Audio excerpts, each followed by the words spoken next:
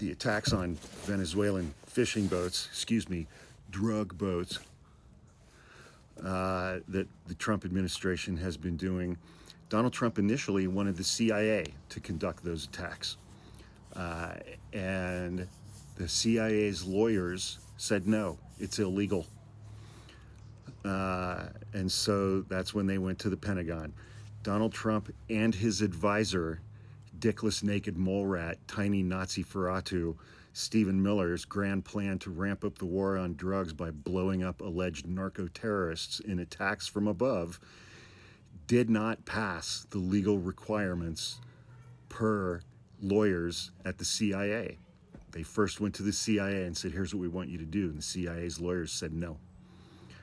So they ran to a more compliant Pentagon with Pete Hegseth, where Pete Hegseth fired the entire senior staff of the JAG Corps, the lawyers.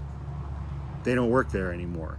So they don't have that pesky problem at the Pentagon of having to get things like this past a bunch of lawyers. According to a report from the Washington Post, Donald Trump's CIA Director John Ratcliffe began busily planning the attacks via a variety of methods, but then lawyers within the CIA said no after questioning the legality of the unprovoked killing of foreign citizens. Unprovoked. They're not even identified.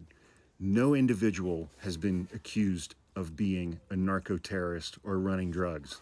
They just see small boats with stuff and people, so they're blowing them up without knowing who they are or what's in their boats.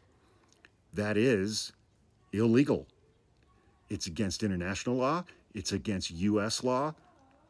It's a war crime. It's just straight up murder.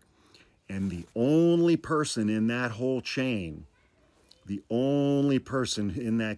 from Donald Trump to Stephen Miller to Pete Hegseth to military commanders to the troops who are pushing the button to blow these things up, the only person in that entire chain who has immunity from criminal prosecution is Donald Trump. Nobody else does. The Post reported, quote, early on, according to two people familiar with the matter, the administration proposed having the CIA use its unique covert abilities to conduct the lethal strikes on drug traffickers, again, alleged that Trump and Stephen Miller wanted. However, quote, lawyers at the CIA and elsewhere in the government were skeptical. Was killing civilian drug traffickers defensive? Again, alleged drug traffickers. Not one of these people who've been killed has been proven in a court of law to be a drug trafficker or a gang member or a cartel member. Was killing civilian drug traffickers defensible under domestic law? No, they asked. If the cartels do not actually seek to attack Americans, even if the product they smuggle into the United States might lead to the deaths of Americans within the United States. That's not what's happening here. That's how the administration wants to frame it. The administration's starting point is demanding that we all just accept uncritically and without question that the administration has proven that the people in these boats are drug traffickers. Period. That's never been established. Not for one of these individuals, not for one of these boats. That has not been established. And so according to one official who wished to remain anonymous, quote, there is no actual threat justifying self-defense. There are no organized armed groups seeking to kill Americans.